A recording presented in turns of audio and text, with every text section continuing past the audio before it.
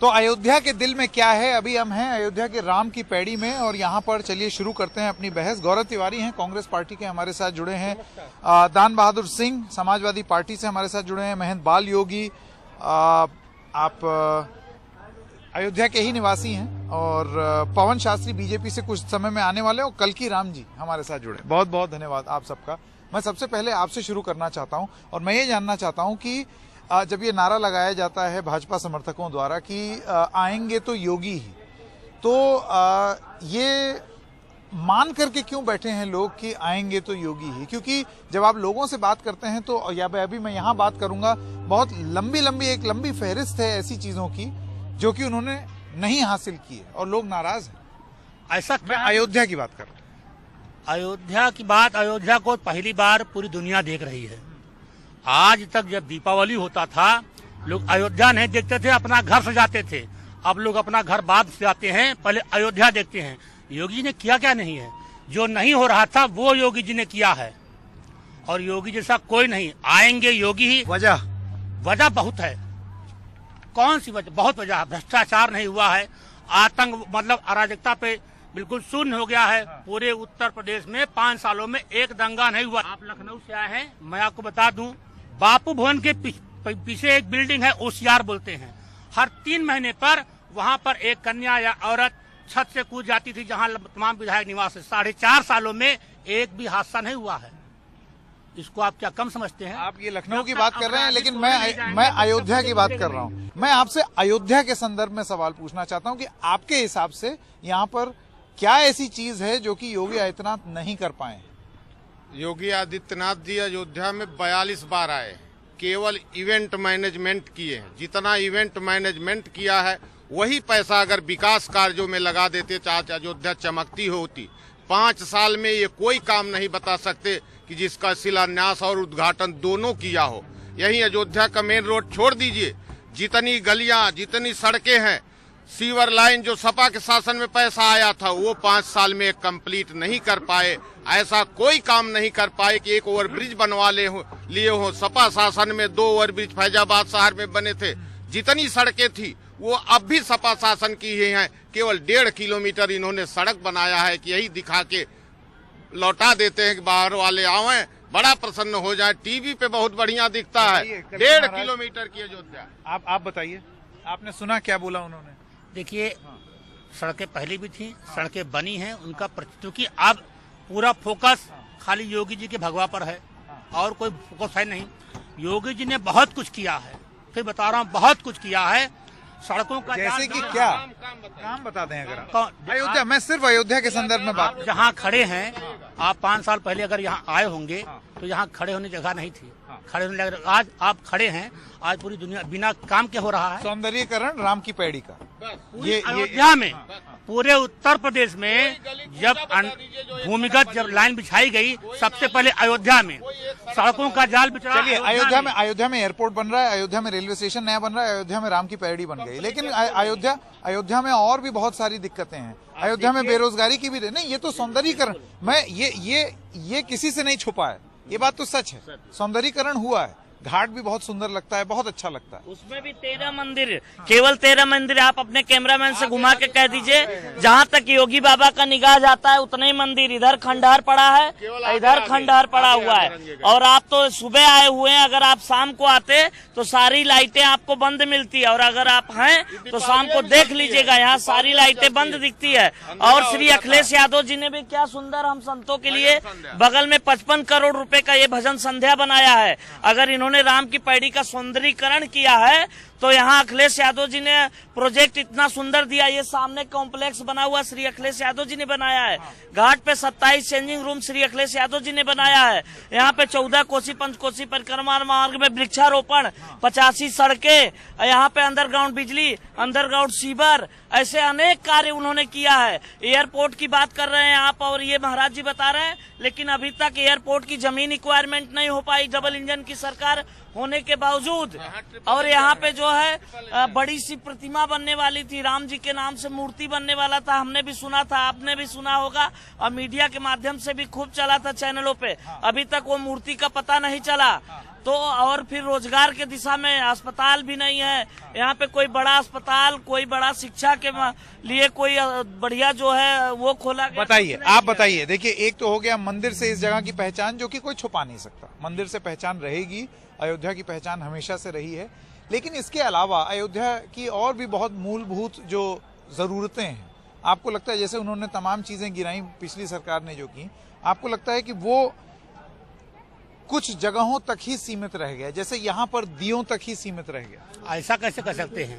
5 दशकों के बाद आप पहले भूल तो रहे हैं कि सरकार का पूरा ध्यान श्री राम जन्मभूमि पर मंदिर निर्माण को लेकर के है, और सरकार के जो विरोध में खड़े हैं उनका पूरा ध्यान से इसी जनपद पे मंदिर और मस्जिद दोनों बन रही है। सुप्रीम कोर्ट का आदेश है, उसमें किसी सरकार का एहसान नहीं है। सरकार के एहसान होता तो बनवा लेते। अदालतें पहले भी थी और उन्हीं अदालतों में यह मुकदमा चल रहा था। मतलब अदालत और आप कुछ भी हो, जब हमारा देश का प्रधानमंत्री अंतर्राष्ट्रीय मंच से राम जन्मभूमि की बात उठाएगा तो मानी सी बात है, दबाव पड़ेगा। एक सवाल और अयोध्या से जुड़ा हुआ मैं गौरव जी आपसे पूछना चाहता हूं, और वो सवाल ये है कि एक आरोप लगा पिछले साल, जैसे कि आप जानते हैं, कि यहाँ पर तमाम लोग जो हैं वो रातों रात करोड़पति बन रहे हैं जमीन बेच बेच के।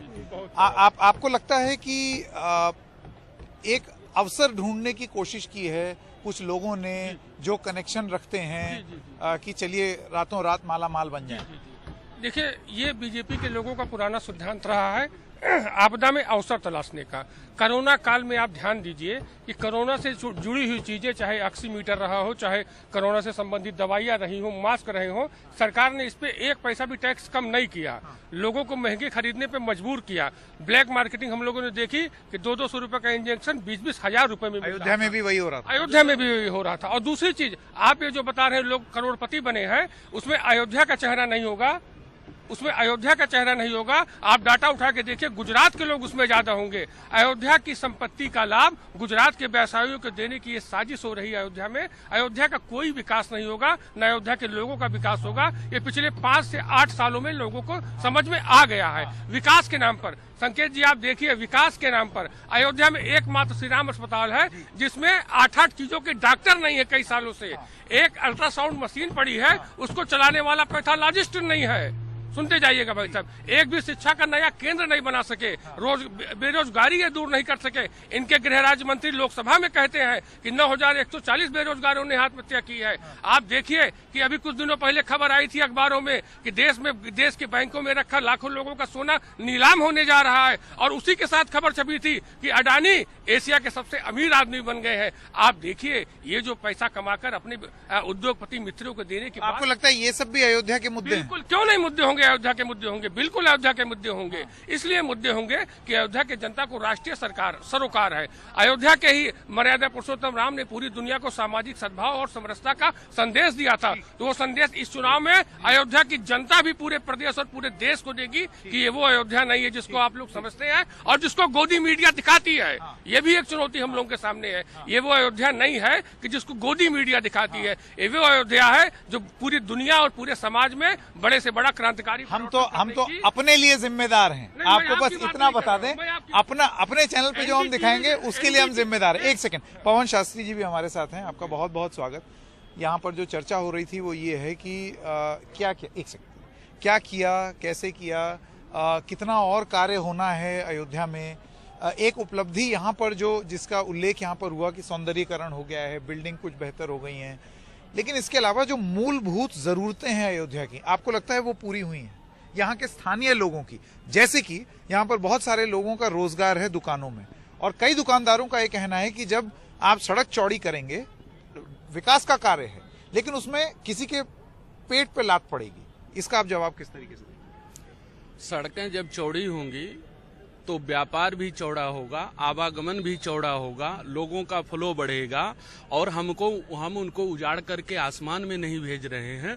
हमने नहीं, ऐसा ना हो कि दुकान कहीं और हो जाए और दुकानदारी कहीं और हो। नहीं, अब ये आप कहेंगे कि हम किन्हीं के सिर के ऊपर बैठ करके ही दीपक जलाएंगे, या कोई मानक नहीं है। हमने उनके पुनर्स्थापन की पूरी व्यवस्था किया है। जहां सड़कें होंगी उसके बाद जो इस पे, अरे तो टूट कहाँ गया? जमीन आवंटित नहीं हुई तो किसका तोड़? इनके विधायक जी ने जमीन खरीदा है महेश जोगी वाले में नंबर 2 की, इनके मेयर साहब ने लिया, इनके अधिकारियों ने लिया जो तत्कालीन। शास्त्री जी, ये बहुत बार आरोप लगता है कि यहाँ के स्थानीय नेता जो बीजेपी से ताल्लुक रखते हैं वो रातों रात मालामाल हो रहे हैं, क्योंकि उनको मालूम है कौन सी जमीन क्या है। 5-5 मिनट में रजिस्ट्री में 4-4 गुना मुनाफा। बाकी पार्टी के जितने लोग हैं वो अपना जमीन भवन मकान सब कुछ दे करके मुफलिस हो गए हैं, साधु हो गए हैं। भाई जिनको आवश्यकता है वो जमीन पर नहीं खरीदेंगे, जमीन पर नहीं खरीदेंगे तो आसमान में बनाया। हमने एक राम मंदिर के ट्रस्टी हैं, नाम क्या ले, उनके घर में लिफ्ट लग रही थी, फिर चित्रकूट बुलाए गए, हल्ला हुआ, तो कैसे एडजस्टमेंट हुआ पता नहीं।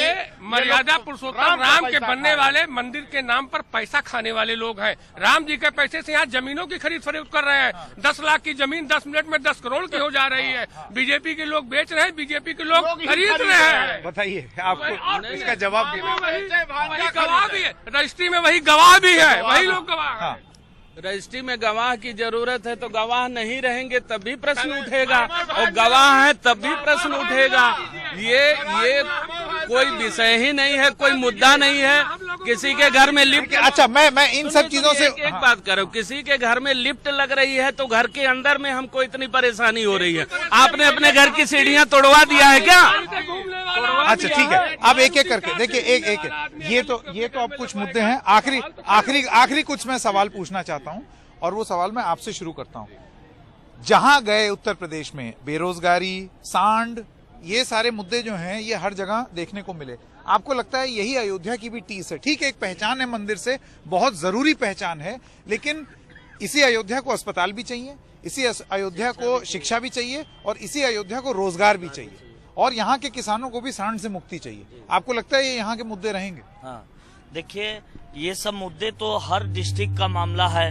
हर डिस्ट्रिक्ट में ये बेरोजगारी है, सांड है, और उसके बाद जो है अस्पताल की लेके महंगाई भी इसमें है, जो महंगाई चरम सीमा पे है। तेल, डीजल, पेट्रोल, गैस, हर एक चीज महंगा है, पूरे प्रदेश में, पूरे देश में महंगा है।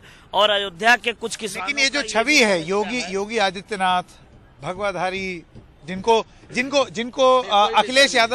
अखिलेश यादव बाबा मुख्यमंत्री कहते हैं, बार बार संबोधित, बाबा बुलडोजर दास कहते हैं, आपको लगता है कि वो जो उनकी एक छवि है, राजनीति छवि का खेल है, छवि के चलते यहाँ पर हो सकता है भारतीय जनता पार्टी बाजे? वो तो यहाँ आने वाले थे, खबर थी कि यहाँ से विधायक ही लड़ेंगे, लेकिन आए नहीं। इसलिए नहीं आए कि यहाँ से करारी हार का सामना करना पड़ता, इसलिए स्वामी जी सर्वे कराए और यहाँ से चले गए। क्योंकि आप देख लिए होंगे कि जो इनका छोड़ा हुआ सीट है, समाजवादी पार्टी अभी गोरखपुर में जीती थी, जो है सांसदी, तो यहाँ भी जो है उनको पवन पांडे करारी हार करा देते, इसलिए जो है यहाँ से भाग गए और सुरक्षित सीट से वो लड़ रहे हैं। आपका जवाब हो, फिर मैं आपके पास। किस मुद्दे पर? यही कि वो यहाँ से क्यों नहीं लड़े योगी? देखिए, वो उनकी पार्टी का डिसीजन था। योगी आदित्यनाथ माने कुछ नहीं, वहाँ संगठन ने उनको जो फैसला लिया। यहाँ लोगों का मनगढ़ंत रहता है। दीपावली में एक हवा बना कि मोदी जी आ रहे हैं, जबकि हाल ये है कि मोदी जी 7 साल से हर दीपावली सेना के साथ मनाते हैं। हवा तो कोई भी उड़ा सकता है, अयोध्या का ही नहीं। उनका यहाँ आने का कोई प्लान नहीं था? उनका कोई, ये खाली यहाँ के लोगों का वो था, कहीं कोई लेकिन जो मेरा सवाल था, आपको लगता है कि क्योंकि वो एक छवि बनी है कि वो हिंदू हृदय सम्राट है, उसके चलते अयोध्या भी बिल्कुल भाजपा में हो जाए था? और यहीं पे इसी जगह पे जो है एक चैनल पे जो है उन्होंने कहा था, सत्येंद्र दास जी पुजारी जी रामलला के, कि योगी आदित्यनाथ जी कहीं सुरक्षित सीट तलाश ले, क्योंकि यहाँ लड़ेंगे तो गड़बड़ हो जाएगा। रामलला के पुजारी ने भी कहा था, और स्वामी जी कह रहे थे, और उनका इच्छा भी था यहाँ से लड़ने के लिए। वो कहते थे कि पार्टी जहाँ से लड़ा देगी, और एक मुख्यमंत्री चाहे यहाँ से लड़ना प्रदेश का, और चुनाव नहीं लड़ पाएगा। बताइए, आप इसका जवाब दें। जहाँ तक सारे मामले फर्जी हैं, खोखला हैं। आप एक बात बताइए कि आज 70 साल से श्री राम हॉस्पिटल को जो है यूनिवर्सिटी क्यों नहीं बना दिया गया? 14 साल लाल टोपी की भी सरकार रही, श्री राम हॉस्पिटल को कौन सी फैसिलिटीज दे दिया? क्यों नहीं फैसिलिटीज दे दिया?